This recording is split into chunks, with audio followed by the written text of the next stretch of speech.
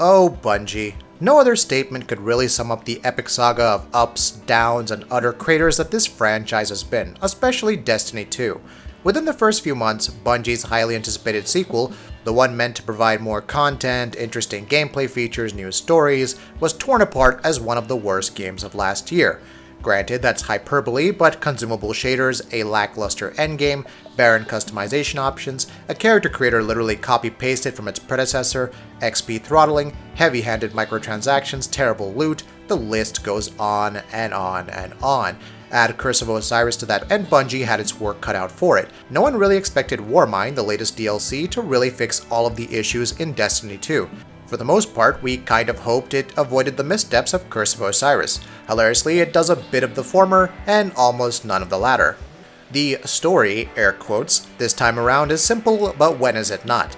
Anna Bray returns to the Clovis Bray research facility on Mars to commune with Rasputin. The infamous Warmind is known to Destiny 1 veterans, but his motives have been mostly shrouded in mystery. His utter absence in Destiny 2's Red War was all the more bizarre, but hey, his real body's on Mars, and it's up to us to help Bray. You see, an ancient army of the Hive is awakening thanks to the polar ice caps melting in the Hellas Basin. Why are they melting? Something about the Traveler awakening and melting the ice caps with his light. Or was it because of Rasputin dropping warsats onto the planet? Anyway, you go from driving off the Hive to Zavala emerging from Rasputin's chamber and telling you something even worse has awakened. About that much time passed before we cut directly to Zavala explaining that Zol must be stopped, but first we must bait him with the shard of the Traveler located in the European Dead Zone. Wait, who is Zol? Why, the worm god of the Hive who wants to destroy Rasputin because of reasons. He has some herald known as Nokris, who you might recognize as Oryx's other son. Or maybe you won't. It's not like the DLC does a good job building him as any kind of threat. Anyway, he killed them both while enduring some truly terrible dialogue as Zavala, the Vanguard commander constantly seeking to make contact with Rasputin in Destiny 1, is suddenly against taking its help. Anna Bray exclaimed "Aw, Shanks" at some point too. You actually meet said worm god, who says you'll drown in the deep before letting you go. Nokris is killed before this, and honestly at this point you're better off tuning out the story completely. Why doesn't the game properly explain who Zol is? Why is Nokris disposed of so quickly with very little backstory? The lore entries about Nokris and Zol are actually pretty good. Why not incorporate these into the gameplay somehow? Also, what is Rasputin's purpose aside from wanting to protect humanity or something, which to be honest it could have done plenty of times instead of being all vague in the past? What's his relation to the Traveler, or anything else that's been going on? Why is Anna Bray only appearing now to commune with Rasputin? Why should you care about any of this? You shouldn't, really, and to its credit, Warmind does an excellent job ensuring you won't. By the time any of these events matter, Bungie will probably just do another soft reboot with Destiny 3. Upon finishing the 4 or so story missions, which takes roughly 2 hours, Warmind devolves into post-game adventures and quests. The Escalation Protocol public events open up, and there are 45 lost memory fragments to collect, unless it glitches, in which case you're out of luck. These will unlock an exotic sword called Worldline Zero at 35 fragments, and an exotic sparrow at 45. Don't ask, I don't know why. Completing data retrieval quests for Anna Bray will grant weapons like an Aikilos hand cannon, and eventually, the Sleeper Simulant. Seraph weapons also exist to be collected through receiving various materials, unlocking floating diamonds, getting loot nodes, so on and so forth. The loot as a whole is fine, but if you're used to Destiny 2's weapons and gear, there's nothing that will really push the boundaries of expectations. The existing exotics like Graviton Lance and Skyburner's Oath are definitely better, but that wasn't a free update.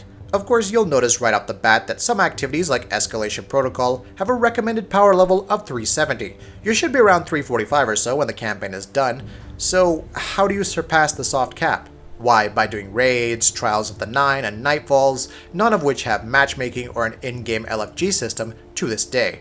Maybe you could grind out the new heroic strikes, which range from difficult to exceedingly annoying if the right modifiers don't fall into place? Well, sure, but despite requiring 350 power, they don't really drop 350 power level loot. You'll probably notice a pattern where completing flashpoints and grinding out milestones is your only means for getting high level gear if you're playing solo. You would mostly be correct, but accessing loot nodes is also a decent, albeit tedious way to do so. I can appreciate a grind, but when you're doing the same boring objectives again and again with almost no variety or dynamism just so you have a chance at other activities with the same boring objectives, it's not a fun grind. And no, it's not a good substitute for solo endgame activities. Progression woes aside, there's just nothing here that really changes up the Destiny experience at all. The boss fight with Zol was decent, if only because he's a giant worm, but given the lore behind him, there was so much more Bungie could have done. The Valkyrie makes for a cool weapon, but it's essentially Rise of Iron's axe meets House of Wolves' Scorch Cannon. The Hive do get some variety thanks to the addition of snipers and sword and shield knights, but it's nothing game-changing. For the most part, they're all frozen now. Hearing Ghost say, "I've never encountered Hive like this," is all the more laughable after the fact. The adventures and missions themselves are little more than go here, scan this, defend that. You'll recall this being an issue in Curse of Osiris as well. What happened to the days of running from unkillable enemies, sneaking into a funeral, and platforming up to a tower in The Taken King? Once again, Destiny 2's art direction and music are top-notch. Even if the endless sands of Mars can get monotonous, the sheer attention to detail in Rasputin's chambers and Zol's underground tunnels is great. Granted, a number of assets are reused, from the enemies like Cabal, Taken, and Hive, to the general terrain of Mars. The levels still look like expensive movie sets, funneling players down hallways where they can skip enemies to reach the next unskippable objective that requires defending a point. I guess being able to look around for lost fragments introduces some variety, but having to revisit the same areas again and again for adventures, or seeing the last 2 story missions recycled as strikes, just makes me wonder about the glacial rate that Bungie produces content. When it does produce content, it's mostly recycled or barely tweaked, with a number of cutscenes that have average voice acting and terrible dialogue. It's not all bad news though. Escalation Protocol presents a neat little pseudo-horde mode experience. On top of defeating Hive, additional objectives like shutting down shadow rifts and defeating bosses are necessary. The Valkyrie can be unlocked at key points to turn the tide, and coupled with the currently challenging enemies, Escalation Protocol is maybe the best part of the DLC, even if that's a fairly low bar to clear. For an endgame activity, it would have been great if Bungie allowed groups of 6 players to actually form a fire team and tackle it head-on. In this day and age though, you're limited to 3 players. Better hope that there are some randoms in the region. You also better hope they're willing to cooperate with you while being leveled enough.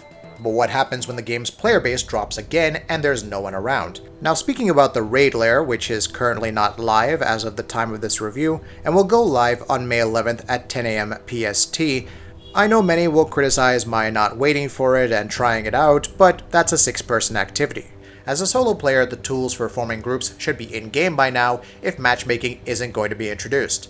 For now, take this as a review of the new region, campaign, and post-campaign activities, i.e. the rest of the content. As a whole, Destiny 2's Warmind is a mishmash of pathetic and bare-bones acceptable. In an age where free updates for games like Warframe, Fortnite Battle Royale, Path of Exile, and Monster Hunter World are constantly engaging players, Warmind feels like the relic of a bygone age. Overpriced and forgettable plot-wise, Warmind is meant for those who want to grind out some more Destiny 2 without thinking too much about it.